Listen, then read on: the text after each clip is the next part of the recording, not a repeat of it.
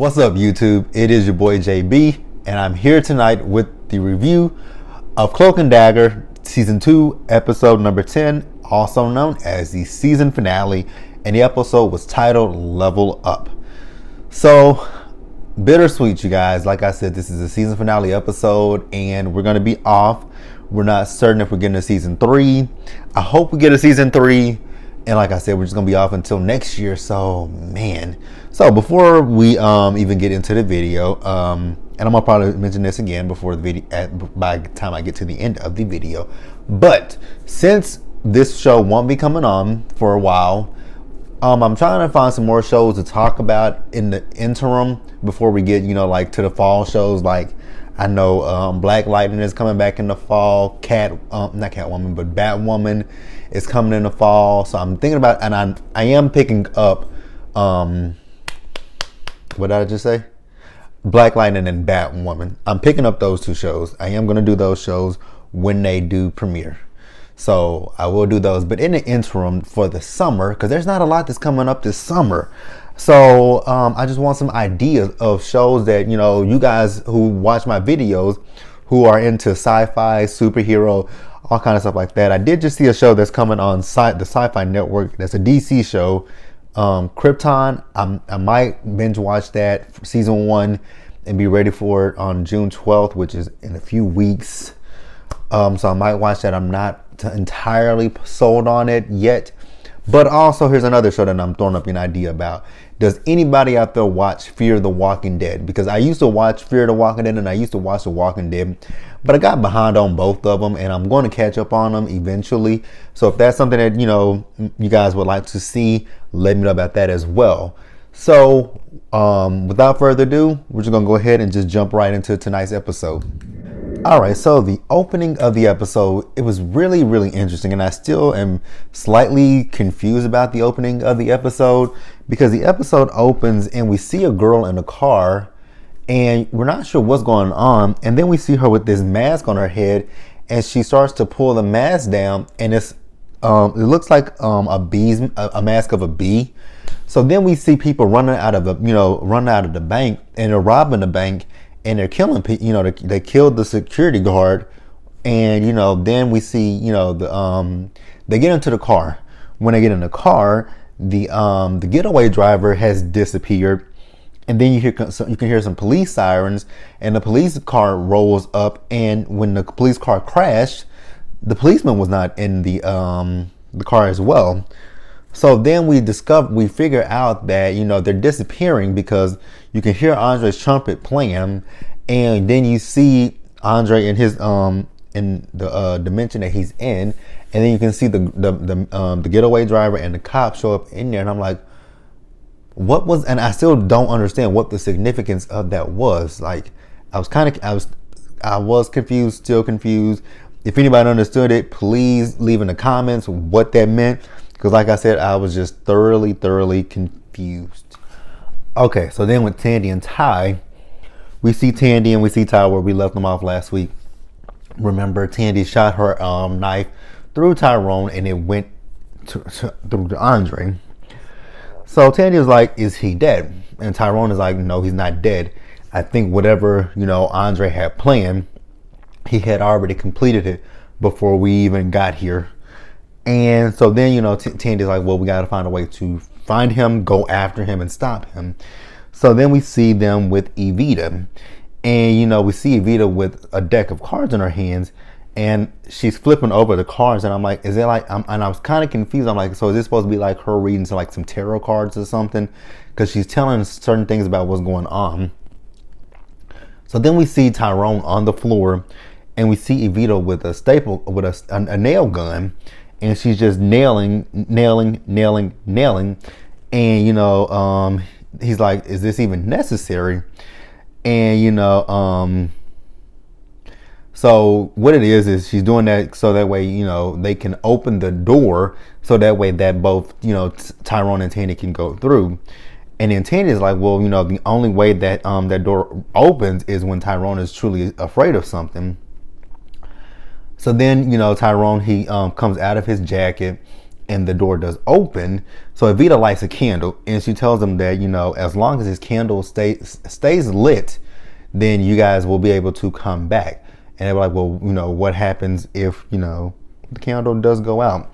She's like, well, if it does go out, you guys, if it does go out, you guys will be stuck in a world of your own despair at that point.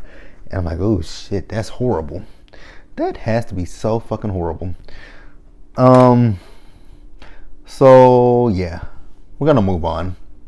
Okay, you guys, so I'm gonna throw in another scene that really kind of confused me because I did not understand anything what she was talking about.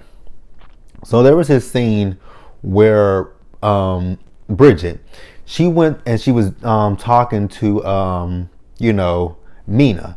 So Mina was talking about how she was affected by the blast, and I'm like, Mina doesn't have any powers, well, that we know of.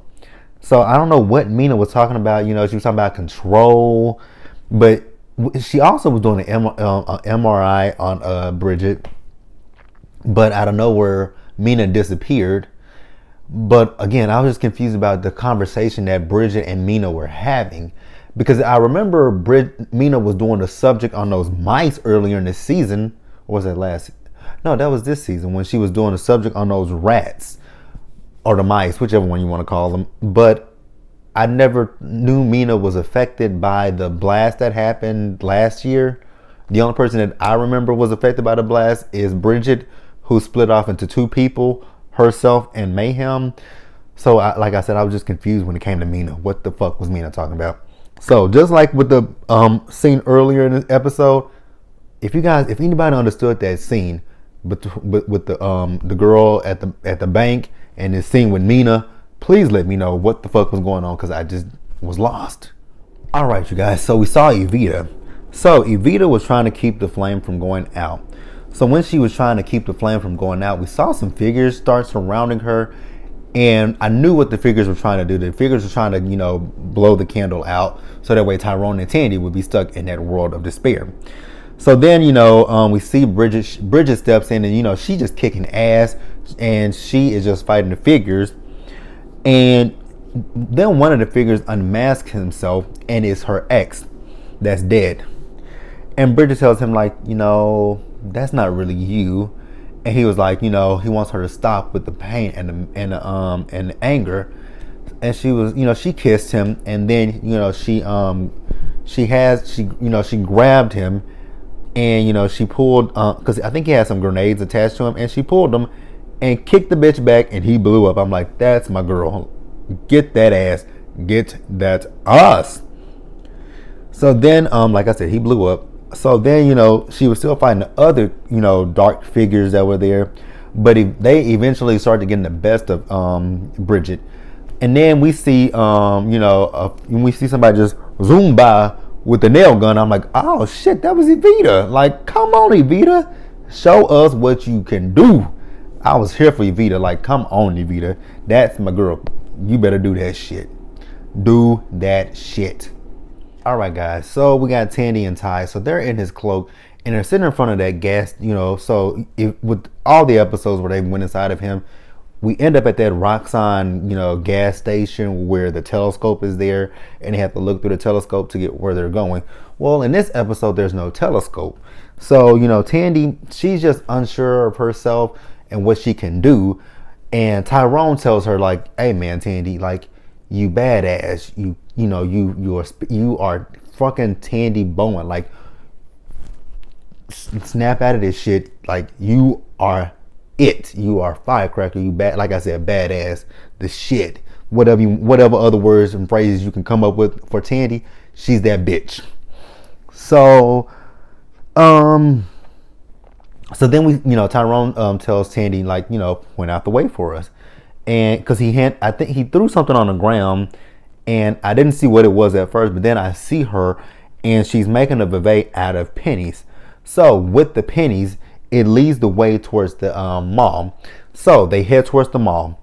When they get to the mall, Tyrone thinks that, someone has tried to break into the mall. And Tandy tells him, like, no, look at how the glass is positioned. Someone was trying to break out of the mall. So then they go in the mall, and the mall looks at this point like it's been ransacked. and they are in their uniform. And so they go to the record store. So when they get into the record store is completely empty of all the records. And she's just telling him that Andre will collect the records. And then she's like, well, at this point, it doesn't look like he's collecting records anymore. It appears that he is collecting people. So then they find him. So when Tandy goes back to throw one of her knives at him, he sends her to another place. He separates those two. So we see Tandy, she is with her dad, and then we see Tyrone. Tyrone is at his house, and there's another version of Tyrone, which is, I guess, supposed to be a perfect version of Tyrone. And so now they have to figure out how to free themselves from where they are to get back to each other. So it appears that they are in a world of despair of their own. So in Tyrone's world, the perfect version of him is just, talking about Billy, talking about his mom being a killer and how she'll always be a killer. And then, Tandy's dad, he is trying to make excuses for, abusing her mother. And basically, like I said, it's just a world of despair, something to keep them both down.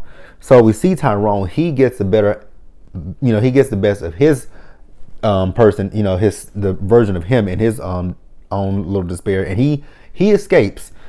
So when he escapes, he wakes up, and he calls for Tandy, and Tandy can hear him, and she's screaming for Tyrone, but they really cannot connect on one plane at this point. So then they finally do connect with one another, and Tandy wakes up, and then Tyrone is once again back in his own little world of despair. So it's like each time they try to link up with one another, they lose track of the other. And I'm just like, oh, this bitch, I cannot stand Andre. Oh God. So okay, so at one point they did finally meet up with one another, and then who shows up but the bitch Andre. So they were like, okay, how about Tandy was like, how about I take him and you take him? So when she said take him, she meant the other version of the perfect version of Tyrone, and Tyrone takes her dad. So they do that. So they and with the other. So when Tandy's with the other version of Tyrone and Tyrone is with her dad, they are taking up on one another. They are being true friends to each other. Because the perfect Tyrone is saying this and this and that about Ty, and she's like, no, my best friend is this, my best friend is that. And the same has been said for Tyrone. Like I said, they are literally just being each other's ride or die, which I love that.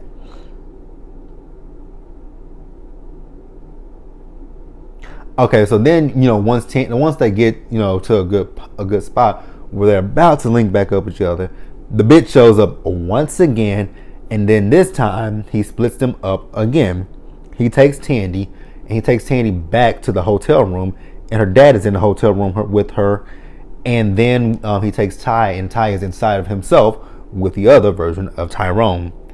So the roles this time have reversed. Like I said before, they were standing up for each other with the other persons figure that they were supposed to be dealing with, and then this time with the person that they were dealing with before, they're standing up for each other. They're standing up for themselves. And Tandy stood up to her dad, and Tyrone stood up to himself. So then they finally return to where the bitch is. I'm like, ugh, he works my nerves. All right, so then this time, they show up finally where Andre the bitch is, and they ready to go ham on that ass. Like they are ready for him. And Tyrone, he got the bitch trumpet, and then Tandy, she has her knives, and she's just throwing them.